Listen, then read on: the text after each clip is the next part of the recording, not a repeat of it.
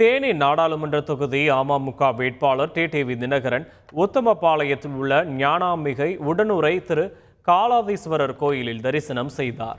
தேர்தல் விதிமுறைகள் நடைமுறையில் உள்ள நிலையில் டிடிவி தினகரனை சந்திக்க கூட்டம் கூடியது. இதனால் அப்பகுதியில் வருவாய் கோட்டாட்சியர், பறக்கும் படை அதிகாரிகள் குவிந்ததால் பரபரப்பு ஏற்பட்டது.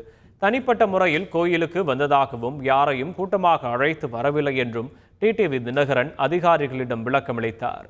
தேர்தல் நடத்தை விதிகளை மீறி பிரச்சாரம் செய்ததாக பாஜக மூத்த தலைவர் ராஜா மீது தேர்தல் பறக்கும் படை அலுவலர் காவல் நிலையத்தில் புகார் அளித்துள்ளார். சிவகங்கை தொகுதியில் போட்டியிடும் தேவநாதன் யாதவை ஆதரித்து காரைக்குடி சுப்பிரமணியபுரம் வடக்கு வீதியில் ராஜா வாக்கு சேகரிப்பதற்காக பறக்கும் படை அலுவலருக்கு ரகசிய தகவல் கிடைத்தது.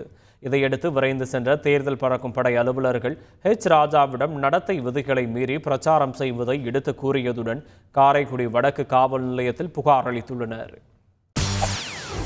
செய்திகளை உடனுக்குடன் தெரிந்து கொள்ள உடனே சப்ஸ்கிரைப் பண்ணுங்க.